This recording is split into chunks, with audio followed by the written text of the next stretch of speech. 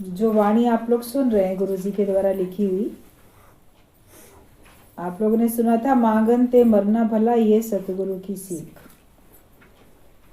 मांगना तो छोड़ ही दो, वाकई इच्छा रखना, मांगना रखना छूट जाता है, तभी खुशी भी मिलती है। जहाँ इच्छा रखेंगे, मांगेंगे, तो वहीं पे तकलीफ़ें हमारी शुरू हो जाती हैं। और जो कुछ सीखा है वो अभी भूल जाओ।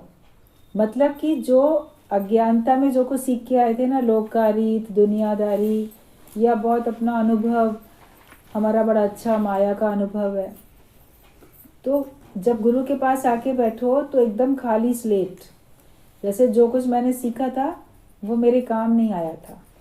अगर आपके काम आया होता तो उसको सीखने से आपके अंदर में आनंद और शांति आ गई होती।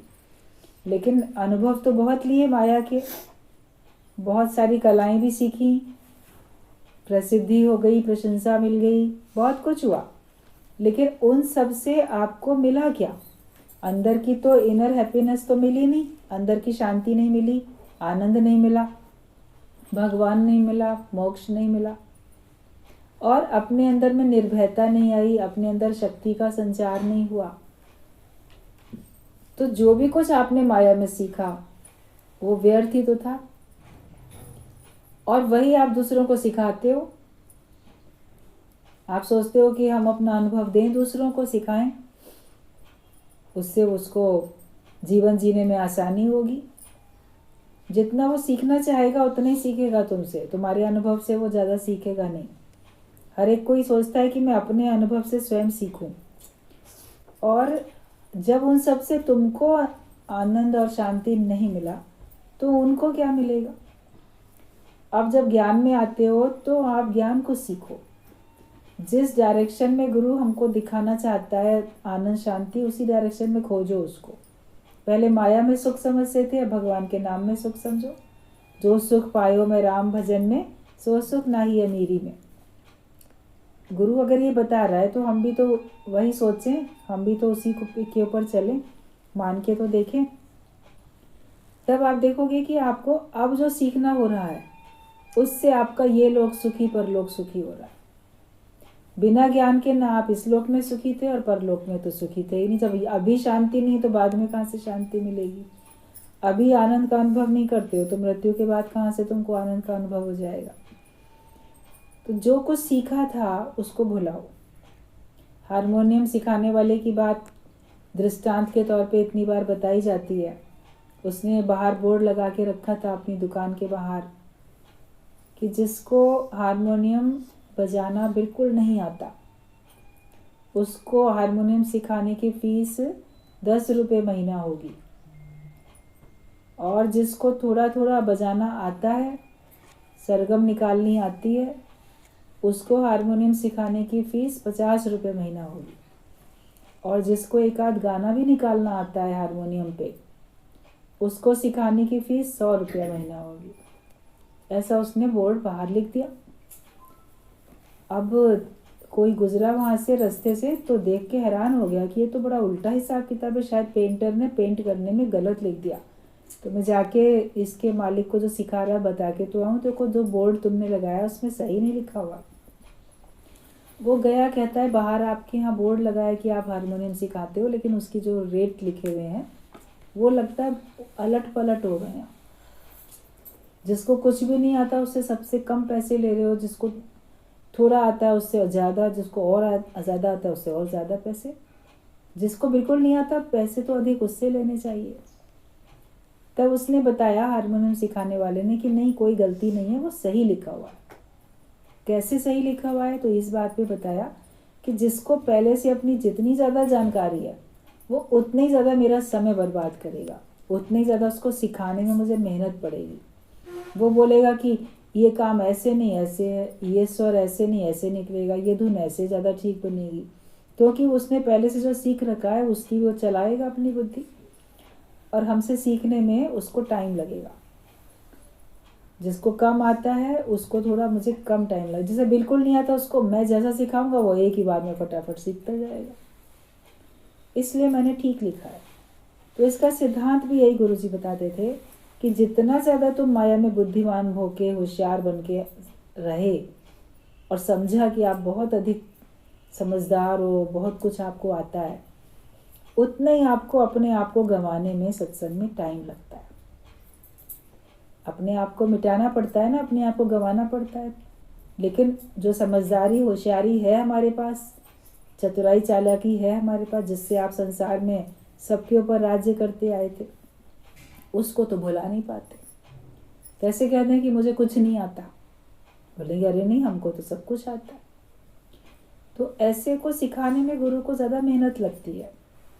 और जो भोले भाव मिले रघुराई, तो सरल होके बैठता है, जो बताया गुरु ने यस कह के उसको उठा लिया कि हाँ ठीक है, गुरु वाक्य सत्यम करते चले गए।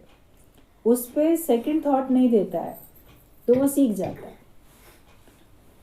इसलिए जो कुछ पहले से सीखा था उसको तो भूल जाओ, हमने तो दुनिया में ऐसा सीखा, हमको तो ये बात ऐसे बताई गई थी, फिलहाल उसे भूल जाओ। वो जो आपका अनुभव था उसको साइड में रख दो, कभी कभी किसी काम आए तो उसको इस्तेमाल कर सकते हो, लेकिन अभी तो सीखने आए हो ना, सिखाने थोड़ी आए हो। सीखने आए हो तो सीखो, और ये विश्वास रखो कि जो कुछ हम ब्रह्म ज्ञान में सीखेंगे हमारा भला उसी से होगा, हमारा उद्धार उसी से होगा, और उसी को दूसरों को सिखाने में हमारा वास्तव में खुद का और दूसरे का कल्याण है, और किसी चीज़ में नहीं है। ज्ञान ही सबसे उत्तम है। माया में ज्ञान थोड़ी सीखा था, ब्रह्म ज्ञान तो सीखा नहीं था, माया में और बातें सीखी थी। तो और बातों को छोड़ दो, अभी हमारा ध्यान केवल भगवान में ही हो। तो जो कुछ सीखा है तुम उसको भूलते जाओ, उसको अभी भूल जाओ, तब तुम आगे कुछ नया सीख सकते हो। अपने दिल के अंदर डुबकी लगाओ, जहाँ तुम्हें सुजागी मिलेगी। तुम अपने को जो बंधन में मानते हो, अभी अपने को छुड़ाओ, कल का ख्याल नहीं करना। जो भी तुम अपने में बंधन मान के बैठे हो, जो भी अपने में बंधन मान के बैठे हो, तुम उसको अभी उसको दूर करो। ये नहीं कि कल करेंगे, क्या जाने कल आए कि ना आए। और आज आप निर्बंधन हो जाओगे तो कल आनंद ले सकोगे ना।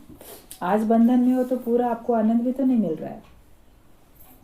तो आज अगर उससे छूट जाओगे तो कल का दिन जब आपके जीवन में आएगा तो आपको बहुत उमंग उत्साह में भर के आपको वो दिन शुरू होएगा, वो आपके लिए खुशियाँ लेके आएगा वो दिन। सीख के जगत में जियो और अपने भीतर अंतर्मुखता में आओगे, अपने दिल के अंदर डुबकी लगाओ। मतलब कि अपने अंदर झांक के देखो, अपनी अच्छाई बुराई, अपने अंदर का ज्ञान निश्चय अज्ञान, जो भी कुछ अपने अंदर में है उसको जांचो, और जो हमारे काम की चीज़ है उसको हम रखें अपने अंदर, जो हमारे काम की नहीं है उसको हम निकालते चले जाएं। भगवान का नाम ही तो हमारे काम का है। प्रभु नाम नहीं आखिर है काम तेरे आना, वही हमारे काम आएगा, वही हमारे काम का है। तो उसी को रखो अपने दिल में। जो ख्याल जो बातें हैं संसार की आज हमारे किसी काम में नहीं आ रही हैं, हमारे दिल को घेर के बैठी हैं, तो उनको हटा दो। कबाड़ी को तो फटाफट दे देते हैं सामान, पहले ये हमारे काम का था मगर अब काम का नहीं है। कबाड़ भी तो आपके घर के अंदर से निकलता है ना, आप ही तो लाए थे उसको, और उस समय वो काम का था, लेकिन अब आपके काम का नहीं है तो आप उसको दे देते, जगह खाली हो जाती है। तो जो माया के विचार, जो माया के अनुभव, वो सब पहले आपके काम के थे, अब आपके काम के नहीं है। तो अब वो खत्म करो, दिल से हटा दो। बोलो अब तो मेरे काम में केवल भगवान का नाम है, केवल ज्ञान ही मेरे काम में है। तो अपने भीतर झांको, तब तुम्हें सुजागी मिलेगी। और अपने को आज ही मुक्त करके बैठो, आज ही छुड़ाओ, कल का ख्याल नहीं करो। गुरु से पूछकर निश्चय करने से तू भगवान हो जाता है। मान ना मान तू है भगवान, गुरु वाक्य सत्यम करो।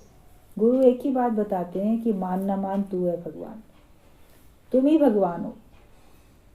मानो या ना मानो, तुम्हारे अंदर सत्ता उसी की है, तुम्हारे अंदर से वही कार्य कर रहा है, तुम केवल एक निमित्त मात्र हो। जो जैसा इंस्ट्रूमेंट है उससे वैसा ही काम हो रहा है। अभी भी गुरु जी की वाणी ये सुन रहे थे आप लोग, जो जिस काम का है उससे वही काम हो रहा है। जिसने अपने को जिस काम के लायक बना लिया उससे वही काम हो रहा है। लेकिन सत्ता तो सब में एक ही परमात्मा की है। करंट सब में एक है। फ्रिज में कुछ और काम करता है, टोस्टर में कुछ और काम करता है, और किसी चीज़ में कुछ और काम करता है। करंट तो वही है। तो भगवान की सत्ता तो वही है, हर एक के अंदर अलग अलग कार्य करती है, या जो अपने को जैसा बना लेता है। पहले आपने अपने को सांसारिक व्यक्ति बना के चला तो उस हिसाब से आप काम करते थे। अब आप सत्संगी बन जाते हो तो आप इस हिसाब से काम करते हो। अब आपका काम बदल गया तो अब वो वही सत्ता है, अब आपको इधर आपको मदद करने लगी है। तो गुरु का जो वाक्य है उसको सत्य करके उठाते जाओ। मुझे कोई नहीं जानता है, मैं सबको जानता हूँ। मतलब मैं कौन? मैं वो ब्रह्म स्वरूप। सारा संसार मुझे नहीं जानता, मुझ ब्रह्म को नहीं जानता, मुझ परमात्मा को नहीं जानता, लेकिन मैं जानता हूँ। मैं अपने को भी जानता हूँ और मैं सब में बसने वाले भगवान को भी जानता हूँ। अब इतनी सुजागी सबको आ जाती है। अब लगता है कि अब हम कितने समझदार होकर दुनिया में जीवन जी रहे हैं। पहले हम लोग जीते थे, कुछ ज़्यादा आता ही नहीं था, समझते थे बड़े अपने को होशियार। लेकिन अब लगेगा कि अब हम वास्तव में जो सीखे हैं वो गुरु के दर पे आकर ही सीखे हैं। तो हमें वैसे कोई नहीं जानता था, लेकिन अब हम सबको जानने वाले बन जाते हैं। अज्ञानी से बात करना तुम छोड़ दो, सीधी बात बोल दी। जो भी अज्ञानी लोग हों उनसे बातें करना छोड़ दो। आप तो अज्ञानियों से बड़ी रिश्ता, नाता, दोस्ती, बातचीत सब रख के बैठते हो। तो उनसे बातें करना छोड़ने का मतलब ये है कि उनमें इन्वॉल्व होना छोड़ दो। उनको अपने रंग में रंगो, उनके रंग में तुम नहीं रंग जाओ, लेकिन अपने रंग में उनको रंगो। और जो बैठ के हम अपना टाइम पास करते हैं उन लोगों के संग, उनके जैसी बातें करते हैं, हाँ में हाँ मिलाते हैं, या जो उनकी समस्या है उसका सांसारिक तरीके से उसका समाधान करते हैं, वो करना छोड़ दो। उनकी समस्याओं का समाधान ज्ञान से करो और हर एक को उसके पैरों पे खड़ा करो। बच्चों को भी जितना आधार देना होता है उतना ही तो देते हो। उसके बाद तो कहते हो ना, नहीं अपने आप चलो, हम कब तक तुम्हें गोद में लेके चलेंगे। छोटे हैं बच्चे तो उनका ध्यान रखा जाता है, गोद में लेके चलते हैं, फिर उनको उंगली पकड़ के चलाते भी तो हैं। कभी बड़ी भीड़ है तो भले उसको फिर गोद में ले लेंगे कि नहीं इस समय ये मैनेज नहीं कर पाएगा चलना पैदल, या थक रहा है तब उसको ले लेंगे, लेकिन उसको अपने पैरों पे चलाते हैं ना, तब तो वो चलना सीखता है। सभी लोग जो चलना सीखे हैं वो ऐसे तो सीखे हैं। तो हर एक को उसके हिसाब से सिखाओ चलाना।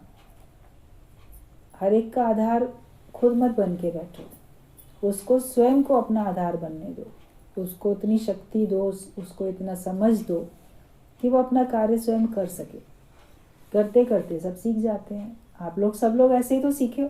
कोई भी बात, अभी सब परफेक्ट हो हर काम में, पढ़ाई लिखाई, अपना नौकरी, अपना व्यापार करना, बिजनेस, घर के काम, एक एक काम घर के जो भी महिलाएं करती हैं घर में या सर्वेंट से करवाती हैं, तो उन्हें आता है ना, तब तो दूसरे को बता के थे ऐसे नहीं ऐसे करो, वैसे नहीं वैसे करो। तो अब आप इतने समझदार बन गए हो तो सीखते सीखते ही तो बने हो ना।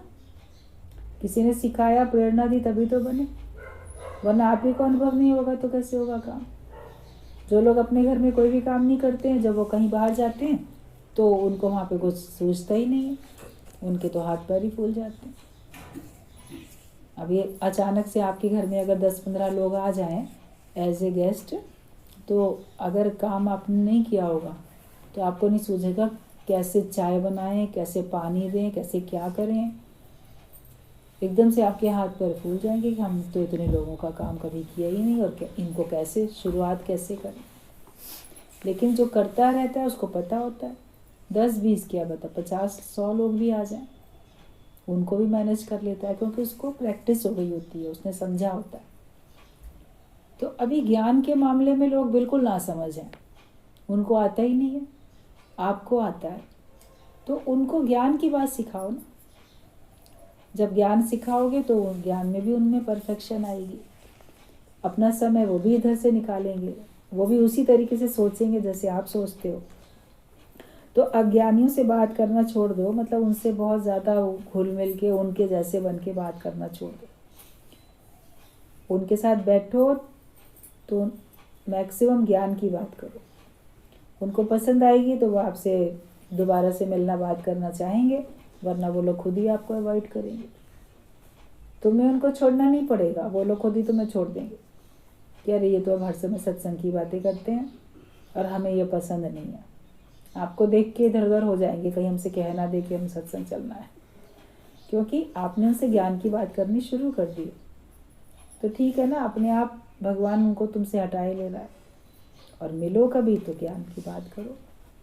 हर एक को तो सत्संग की ही ज़रूरत है। गुरु से बात करो तो श्रद्धा विश्वास से प्रश्न पूछो। श्रद्धावान को ही ज्ञान का लाभ मिल जाता है। अज्ञानी से तो बात करना छोड़ दो, लेकिन गुरु तो ज्ञानवान है, ब्रह्मज्ञानी है, उससे बात करो तो फिर श्रद्धा के साथ बात करो। ये नहीं कि जैसे संसारिक लोगों से बात करते हैं वैसे बात कर रहे हैं, या उसको साधारण समझ के बात करते हैं, या उसको अपने से कम जान के बात करते हैं। मैं बहुत अमीर हूँ, ये तो गरीब है, मैं ज़्यादा पढ़ा लिखा हूँ, ये तो कम पढ़ा लिखा है। अभी विवेकानंद तो बहुत पढ़े लिखे थे, बहुत बुद्धिमान थे, मगर गुरु के साथ कैसे श्रद्धा से बात की, कैसे अच्छे से उन्होंने श्रद्धा रख के प्रश्न उत्तर किए और जीवन कितना अपना बनाया। आज विवेकानंद का जन्मदिन भी मनाया जाता है 12 जनवरी में, तो उनका जन्मदिन भी आज रहता है। वो तो आधुनिक युग के ही थे, आप ही के ज़माने के ही है ना, कोई त्रेता और सतयुग और द्वापर के थोड़ी थे, इसी युग के, कलयुग के ही हैं। और वे बहुत हज़ारों साल पुराने नहीं हैं। उनका जीवन आप देखो, श्रद्धा रखी तो अपना जीवन कितना पवित्र, कितना ऊंचा उठा लिया, और कितनी तपस्या में भी रहे, और कितना संदेश सबको दे दिया। तो एक एक से हमको प्रेरणा लेनी चाहिए। तो श्रद्धा के साथ गुरु से प्रश्न करो, साधारण तरीके से बात कभी भी नहीं करो। इस ज्ञान से लाभ है कि बुढ़ापा, मौत और बीमारी है ही नहीं, मतलब वो बनी ही नहीं है। हर एक कोई बुढ़ापे से बड़ा परेशान है, बीमारी से बड़े परेशान है, मृत्यु के कारण बड़े दुखी हैं। लेकिन ज्ञान में आओगे तो ये फ़ायदा मिलेगा कि आपको लगेगा बुढ़ापा तो बना ही नहीं है, ये तो शरीर की एक अवस्था है। बीमारी तो बनी नहीं है, ये तो शरीर में एक परिवर्तन है। और मौत बनी नहीं है, ये तो शरीर का ही परिवर्तन है। एक जगह से उठ के दूसरी जगह चले गए। कितनी समझ मिल जाती है। वो समझ धारण करेंगे तो फिर आप देखो, आप ज्ञानवान तभी बन पाएंगे, वरना मनुष्य को ज्ञानी कोई बना नहीं सकता जब तक वो खुद सही समझ धारण नहीं करेगा। ज्ञान ऐसी चीज़ है, ज़बरदस्ती किसी को दी नहीं जा सकती। और चीज़ तो आप कोई ना चाहे उसको ज़बरदस्ती हाथ में पकड़ा सकते हो, अरे रखो। आप किसी के घर जाओगे, कोई आपको गिफ्ट देगा, आपका संबंधी चलते समय अक्सर बच्चों के हाथ में कुछ पैसे रख देते हैं, कोई कुछ करते हैं, कुछ ना कुछ, जैसे व्यवहारिकता में लेन देन संबंधियों के बीच में या प्रेम के कारण से अपना चलता रहता है। उसमें तो कोई आप नहीं चाहोगे ज़बरदस्ती भी आपको कोई कुछ दे सकता है, लेकिन ज्ञान कोई ज़बरदस्ती नहीं दे सकता। गुरु भी हमें ज्ञान ज़बरदस्ती नहीं दे सकते हैं, वो भी जब हम चाहेंगे श्रद्धा से, तब वो हमारे अंदर जाएगा। आपकी श्रद्धा ही ज्ञान सुनती है, और श्रद्धा से ही आपके अंदर, विश्वास से ही आपके अंदर में ज्ञान जाता है। ज्ञानवान कोई आपको नहीं बना सकता जब तक आप स्वयं ज्ञानवान ना बनना चाहो। तो अपने को इस ज्ञान से लाभ ये मिलता है कि बुढ़ापा, बीमारी, मौत तो है ही नहीं, आत्मा कभी मरेगा नहीं। वही यूनिवर्सल लव है, वही यूनिवर्सल ट्रुथ है, जो एक वाकई जो सत्य है सदा का, तो वही है सदा रहने वाला, कि आत्मा कभी मरती नहीं है। उसके अतिरिक्त संसार में सब चीज़ मिटती रहती है। बना हुआ दिखता है ना, तो मिटता भी रहता है, लेकिन उसको बना हुआ किसी ने देखा तो मिटता हुआ भी कोई नहीं देखेगा। वो सदा है ही है, और यही एक शाश्वत सत्य है। जब सर्व से तेरा प्यार है तो बुढ़ापा शरीर को भी नहीं आएगा। अगर आपका सर्व से प्यार है तो आपके शरीर पे भी बुढ़ापा नहीं आएगा। दिखेगा कि हाँ, इनके शरीर में कमज़ोरी सी दिखती है, बाल सफ़ेद हो गए, चश्मा लग गया और कमज़ोरी आ गई है, स्किन में झुर्रियाँ सी पड़ गई, लेकिन उसके बावजूद भी आप जब ज्ञानियों के पास बैठोगे तो आपको लगेगा नहीं कि हम किसी बूढ़े के पास बैठे। दादा भगवान की इतनी बड़ी उम्र थी, उनके साथ बैठ के किसी को नहीं लगता था कि हम किसी बूढ़े व्यक्ति के पास बैठे हैं। शरीर पे तो लक्षण दिखते थे। गए एक बार, वृद्धाश्रम नया नया बना था बॉम्बे में, तो वहाँ पर भी गए तो वहाँ पे कहा कि तुम लोग जो बूढ़े हुए हो तो इसमें तुम्हारा दोष है, तुमने गीता का ज्ञान नहीं पक्का किया, इसीलिए तुम बूढ़े हो गए। तो वहाँ के लोग जो थे बड़े हैरान हुए, ये व्यक्ति जो बोल रहा है ये खुद ही इतना बूढ़ा दिख रहा है और कह रहा है कि तुम्हारा दोष है। तो कहा कि तुम गीता का ज्ञान सुनो तो तुम बूढ़े नहीं रहोगे। तो एक ने कहा कि मैं तो पूरा गीता का एकदम पाखंड पूरा ऐसा जानने वाला प्रकांड पंडित हूँ और मैंने तो बहुत विद्वान हूँ, मैंने बड़ी पढ़ाई की है, तो शरीर के ऊपर तो बुढ़ापा आएगा, आपके शरीर के ऊपर भी तो बुढ़ापा है। तो उन्होंने कहा कि ये बुढ़ापे के लक्षण नहीं है हमारे अंदर, ये तो शरीर का है। लेकिन आप देखोगे ज्ञानी से बात करने में आपको एक नई शक्ति मिलती है। अज्ञानी लोगों के पास में जो बातें हैं वो ज्ञानी के पास तो नहीं है। तो बुढ़ापा शरीर को भी नहीं आता, मतलब कि उतना आप अपनी एज के, आप अपनी सहेलियों को, अपने मित्रों को देखो और अपने को देखो, आप ज्ञानवान हो, आप ही के बराबर उम्र के हैं, वो आपको आपसे अधिक बूढ़े दिखाई देंगे और आप कम दिखाई दोगे, बाहर से भी, शरीर से भी, और विचारों से तो आप बिल्कुल एवर यंग दिखाई देते हो। तो ज्ञान अगर आप पक्का करते हो तो तुमको शरीर पे भी बुढ़ापा जैसे आता नहीं है। अभी श्याम भगवान को आप देखो, कितनी बड़ी एज है और शरीर पे तो उसका प्रभाव दिखता है, लेकिन जब उनकी आप वाणी सुनो या संग करो तो आपको उतना ही उत्साह उमंग दिखेगा। आपको लगेगा नहीं कि आप किसी बूढ़े व्यक्ति के पास बैठे। तो वो जो लक्षण होते हैं ना, सोच, विचार, भाषा या हाव भाव, वो सब नहीं होते। और वो सब कैसे होता है? सर्व से प्रेम करने में। देखा, जब सर्व से तेरा प्यार है तो बुढ़ापा शरीर को नहीं आएगा, क्योंकि आप सबको एक दृष्टि से प्रेम करते हो, सबको अपना आप जान के प्रेम करते हो, और उस प्रेम में आपके अंदर में हमेशा उत्साह उमंग रहती है। जो खुश रहता है उसके शरीर पे बुढ़ापा नहीं आता, देर में आएगा, लेकिन जो दुखी रहेगा, उदास रहेगा, उसके ऊपर बुढ़ापा जल्दी हावी हो जाता है। चिंता से चेहरा घटे घटे बुद्धि और ज्ञान। बुढ़ापे में चेहरा घट जाता है, बुद्धि और ज्ञान घट जाता है, याददाश्त खत्म हो जाती है। तो चिंता से ये सब बहुत जल्दी हो जाता है। और बाकी जो ज्ञान में रहते हैं तो उनके अंदर में तो सदा उमंग रहती है, वो हर पल उत्साह उमंग में रहते हैं। तो जब सर्व से तेरा प्यार है तो बुढ़ापा शरीर को भी नहीं आएगा। Ever young and ever fresh, ऐसे रहोगे। तुम्हारा ख्याल, चिंताएं तुम्हें बूढ़ा बनाती हैं। ज्ञानी कभी अपने को बूढ़ा नहीं समझता। बुढ़ापा, मौत, बीमारी, दुख आत्मा में नहीं है। ज्ञानी तो आत्मा है, उसका देह से कोई संबंध भी नहीं है। जब आप अपने विचार अच्छे रखोगे तो आपको लगेगा, आपको ही नहीं लगेगा कि आप बूढ़े। अभी सत्संग में आने के बाद आप सबको लगेगा आपकी स्टूडेंट लाइफ है, आपको और लोग बोलें, लेकिन आपको लगेगा कि नहीं, अभी तो हमारी जैसे बिल्कुल विद्यार्थी वाला जीवन है, स्टूडेंट लाइफ है। और जितना एज लिखी जा रही है या बताई जा रही है या हम सोच रहे हैं, उतना अपने को आप मानते नहीं हो, मानोगे ही नहीं। आपको लगेगा कि नहीं, अभी हमारी क्या उम्र है, ऐसे तो नहीं है। और मन से आप हमेशा अपने आप को उत्साह उमंग में एकदम तरोताज़ा महसूस करोगे। तो हमेशा एवर यंग और एवर फ्रेश। तो ख्याल हमको और चिंताएं, ये हमको बूढ़ा बनाती हैं। जगत के ख्याल करने छोड़ दो, चिंताएं करनी छोड़ दो, तुमको वापस से कायाकल्प हो जाएगा। तो पहले बूढ़े दिखते भी थे, अब दिखने बंद हो जाओगे। जहाँ ख्याल करना बंद किया, जहाँ चिंताएं करनी बंद की, तो वापस आपका कायाकल्प होना शुरू हो जाता है। वापस आपका चेहरा एकदम जैसे शक्ति वाला, तरोताज़ा, फ्रेश, बिल्कुल तरोताज़गी वाला दिखाई देता है।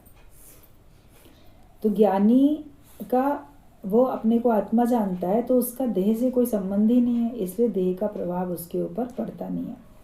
आत्मा सदा फ्री एंड फ्रेश है। अपने शरीर की चिंता भगवान को दे दो। आप लोग अपने शरीर की चिंता करते हो, कहाँ रहेंगे, क्या खाएंगे, भविष्य में क्या होगा। सबसे बड़ी चिंता सबको होती है आगे क्या होगा। जो होगा देखा जाएगा। अभी साधु संत कोई सोचते हैं कि आगे क्या होगा? वो तो तपस्या में लीन रहते हैं, वो भगवान के भाव में रहते हैं, भगवान के कार्य में रहते हैं। तो अपने को कब तक गृहस्थी मान के बैठोगे? वैसे भी 50 साल की उम्र के बाद गृहस्थ आश्रम से उठ के वानप्रस्थ में चले जाना चाहिए था। नहीं गए हो तो आज से चले जाओ, मन से तो चले जाओ ना। सारी चिंताएं घर गृहस्थियों की तो होती हैं, और जो वन में चला गया उसको क्या चिंता है? अब जो होगा पीछे से होगा देखा जाएगा। जिनकी जिम्मेदारी है वो देखेंगे। हमारी जिम्मेदारी अब नहीं है, हमारी जिम्मेदारी अपना उत्थान करने की है, अपना भला सोचने की है। तो उसके बाद हम क्यों सोचें? और जो भी जिस समय सत्संग में आए उसके बाद से गुरु कहते हैं चिंता सारी भगवान को सौंप दो। तो जब तुम्हारे पास कोई चिंता नहीं रहेगी तो तुम बिल्कुल एकदम यंग दिखोगे सबको। तो अपने शरीर की चिंता भी नहीं करो, अपने शरीर की चिंता भी भगवान को दे दो। योग माना कनेक्शन, मतलब भगवान से हमारा कनेक्शन जुड़ गया, योग जोड़। भगवान तुम्हारा योग लगाता है। योग माना कनेक्शन। मैं वो भी करता हूँ और उसकी रक्षा भी मैं करता हूँ। भगवान ने बोला ना कि योग क्षेम का भार मैं उठा के बैठा हूँ। तो भगवान ये जो हमारा योग लगा रहे हैं, उन्हीं ने ऐसा अवसर दिया जिससे कि हमारा योग भगवान से लग पा रहा है। अपने से योग लगाने के लिए भगवान ही हमको प्रेरित कर रहे हैं, और जो कुछ हमारे पास है उसकी रक्षा भी भगवान ही करते हैं। आपके ज्ञान की रक्षा भी, आपके निश्चय की रक्षा भी, और जो आपका परिवार है उसकी रक्षा भी, सब भगवान कर रहे हैं। तो जब सब कुछ भगवान कर ही रहे हैं तो हमें चिंता करने की क्या ज़रूरत है? मेरी चिंता हरि करे, मुझे ना चिंता कोई। निश्चिंत जीवन ज्ञानी जीता है, इसलिए वो हमेशा सबको पसंद आता है। अज्ञानी तो सारा दिन फ्यूचर की चिंता करता रहता है, लेकिन भगवान इस शरीर को जिस चीज़ की ज़रूरत है वो भी देता है और इसकी रक्षा भी करता है, सलामती भी करता है। अज्ञानी सारा दिन अपने भविष्य की चिंता करेगा। अगर आप लोग अपने भविष्य की चिंता करते हो तो ये समझ जाना अज्ञानी हो। अभी ब्रह्मज्ञानी बने नहीं हो। अपनी भविष्य की चिंता ब्रह्मज्ञानी नहीं करता, और किसी की भी चिंता नहीं करता। सबको सही समझ देता है, सबको मदद करेगा, सही समझ देगा, लेकिन दिमाग में अपने चिंताएं तो नहीं रखेगा ना। आप लोग सलाह देने के बाद भी तो चिंता करते हो, बेटा पढ़ ले ठीक से वरना पास नहीं होएगा। आपने सलाह दे दी, उसके बाद भी तो चिंता करते हो, पता नहीं पास होगा कि नहीं होगा, पता नहीं आगे इसका क्या होगा। तो चिंता आप सलाह देने के बाद भी कर रहे होते हो, मदद करने के बाद भी करते हो किसी की। लेकिन ज्ञानवान हो तो चिंताएं आज से छोड़ दो, सारी चिंताएं छोड़ दो। आत्माकार बनो। आत्माकार की ज़रूरत सारी दुनिया को है, बाकी किसी को किसी की ज़रूरत नहीं है। आजकल के ज़माने में बच्चे थोड़े बड़े हो जाते हैं, उनको अपने माता पिता की ज़रूरत भी नहीं होती है कि नहीं ठीक है अब हम अपने पैरों पे खड़े हो गए, हम अपना कुछ कर लेंगे, हमें तुम्हारी कोई ज़रूरत नहीं है। हमें समाज की भी ज़रूरत नहीं, हमें समाज की भी परवाह नहीं है। अभी आजकल की जनरेशन में कोई किसी की परवाह नहीं करता, और फिर हर एक को लगने लगता है अब हमारी किसी को ज़रूरत ही नहीं है। फिर चूंकि वो खुद स्वार्थ से सबको प्रेम करते हैं, स्वार्थ से मित्रता करते हैं, तो भले उनकी अभी यंग एज है तो भी वो अंदर से ये रहते हैं कि हमारी किसी को ज़रूरत थोड़ी, हमारे काम से मतलब है। सब लोग तो मेरा इस्तेमाल करते हैं, मुझे यूज़ करते हैं, मेरे लिए कोई नहीं सोचता, मैं सबके लिए सोचता हूँ। तो ये विचार भी उनको क्या करता है, दुखी तो करता है, डिप्रेशन में ही तो लेके आता है कि स्वार्थ लाभ कर रहे हैं सब प्रीति, सब स्वार्थ से प्रेम कर रहे हैं, हमारी किसी को वास्तव में ज़रूरत नहीं, हमारे पैसे की ज़रूरत है, हमारी मदद की ज़रूरत है, हमारी सेवाओं की ज़रूरत है, हमसे काम निकालना है इनको, मैं जिस पोस्ट पे हूँ उससे इनको फ़ायदा लेना है, तो मुझे तो प्रेम करने वाला कोई है ही नहीं, मेरी तो कोई भी नहीं संभाल करेगा। तो ये विचार जब आता है तो लगता है कि मेरी अब दुनिया में किसी को ज़रूरत नहीं है। लेकिन तुम अगर ब्रह्म ज्ञानी बनो तो आपको लगेगा मेरी तो सारे संसार को ज़रूरत है। प्रत्येक को अपने दुख दूर करने के लिए ब्रह्म ज्ञानी की ज़रूरत होती है, तभी तो वो गुरु की शरण में जाता है और उसके वचनों से उसका कष्ट दूर होता है। तो अगर आप चाहते हो आपकी ज़रूरत सारे संसार को हो जाए तो आप ज्ञानवान बन जाओ, ज्ञान का धन अपने अंदर में भरपूर इकट्ठा करो और वो अनुभव में आए, निश्चय में आ जाए ज्ञान, तब फिर आप देखोगे आप भगवान के यूज़फुल हैंडल बन के रहते हो। आपकी ज़रूरत सबको है, सब आपको अपने पास बुलाएंगे ज्ञान के लिए और आपके पास आएंगे ज्ञान के लिए। और यहाँ जो प्रेम होता है वो निस्वार्थ है, न गुरु हमसे स्वार्थ वाला प्रेम करता है और ना हम गुरु से स्वार्थ वाला प्रेम करते। एक सच्चा निस्वार्थ प्रेम सत्संग में आके हमको सीखने को मिलता है और वैसे ही हम दूसरों को भी देते हैं। फिर तो आत्माकार बनो, आत्माकार की ज़रूरत सारी दुनिया को है। तुम केवल निरीच्छा हो जाओ, भगवान अपने को जानो, तो सारी दुनिया तुम्हें हाथों पर उठाएगी। मैं पुरुष परमात्मा हूँ, प्रकृति मेरी दासी है। लेकिन तुम अगर प्रकृति का दास बनोगे तो दुखी रहोगे। मैं मेरे की चिंता ज्ञानी को नहीं होती है, क्योंकि वो मैं मेरे से छूट चुका है। तो अपने को हर समय ब्रह्म जानो, अपने को आत्माकार जानो और इच्छा सारी छोड़ दो। भगवान को अपने संग समझो और जगत से किसी से भी किसी प्रकार की इच्छा रखो नहीं। तो फिर आप देखो, जब आप निरीच्छा होकर बैठोगे तो सारा संसार तुम्हारा मान सम्मान करेगा। ब्रह्मा विष्णु शिव का होता नाश है, पर मेरा ना होता नाश है। मेरा कभी नाश नहीं होता, ब्रह्मा विष्णु शिव का नाश हो जाएगा, मतलब मुझ आत्मा का कभी नाश होने वाला नहीं है। लेकिन हम 5 तत्वों की देह अपने को मान लेते हैं, ये प्रकृति और स्वभाव हमारा प्रकृति का जो है वो स्वभाव भी प्रकृति को कहा जाता है। इसकी प्रकृति ऐसी है, मतलब इसका स्वभाव ऐसा है, हम उसमें अपने को लिप्त करते हैं। हम बाहर की प्रकृति से भी अपने को लिप्त कर लेते हैं माया से, तो वो हमारे ऊपर हावी हो जाती है। आपका स्वभाव आपके ऊपर हावी हो गया, आप अपने स्वभाव को कंट्रोल नहीं कर पाते, आपकी अपनी प्रकृति आपके ऊपर हावी है, तो बाहर की प्रकृति भी आपके ऊपर हावी होती है। माया हर रूप में आपके ऊपर हावी होती है, तो तुम उसके फिर दास बन जाते हो। और दास बनोगे तो फिर दुखी रहोगे, उदास रहोगे। फिर तो मैं सदैव हूँ ये विचार रखो। जब तक दूसरे का आधार है तब तक तू जीव है, जब निराधार हो तब तुम ब्रह्म हो। जब तक हम दूसरे का आधार ले रहे हैं किसी भी तरीके से, कितना भी, तब तक हम जीव हैं। लेकिन जब अंदर से सोचते हैं कि मुझे किसी का आधार है ही नहीं, मैं अपने आप में भरपूर हूँ, अपने आप में तृप्त हूँ, मैं जो हूँ जैसा हूँ मैं खुश हूँ, तब तुम सोचो कि तुम तभी ब्रह्म स्वरूप हो। तो जब तक दूसरे का आधार है तब तक तुम जीव हो, और जब निराधार हो तभी तुम ब्रह्म हो। पानी ग्लास की इच्छा ज्ञानी को नहीं होती है, एक ग्लास पानी की भी इच्छा नहीं होती कि कोई हमको पानी को भी पूछे। ज्ञानी की आवश्यकता तुमको होती है, अज्ञानी को, जिज्ञासु को ज्ञानियों की आवश्यकता है, मगर ज्ञानी को किसी की आवश्यकता नहीं। अभी जो एक विशाल वृक्ष है, पेड़ है, तो उसको पत्तों की आवश्यकता नहीं है, पत्तों को पेड़ की आवश्यकता है कि पत्ते अगर पेड़ से झड़ जाएंगे तो पीले पड़ जाएंगे। लेकिन पत्ते पेड़ से झड़ गए तो पेड़ पीला पड़ के सूख थोड़ी जाएगा, वो तो नए नए पत्ते उसके अंदर बनते ही रहते हैं। तो ऐसे ही हम जब निराधार होकर रहते हैं तो हमारे अंदर से प्रसन्नता का सृजन होता रहता है। कोई माया हमसे छूटती है तो हम उदास थोड़ी होते हैं, परेशान थोड़ी होते हैं, क्योंकि हम अपने विचारों से अपने आप को शक्तिशाली बना के रखते हैं।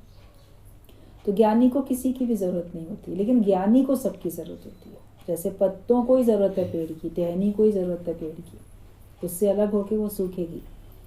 तो हमें भी भगवान से जुड़ के रहना है, ज्ञान से जुड़ के रहना है, और अपने को ऐसा बनाओ कि तुम्हें किसी की भी आवश्यकता फिर पड़े नहीं।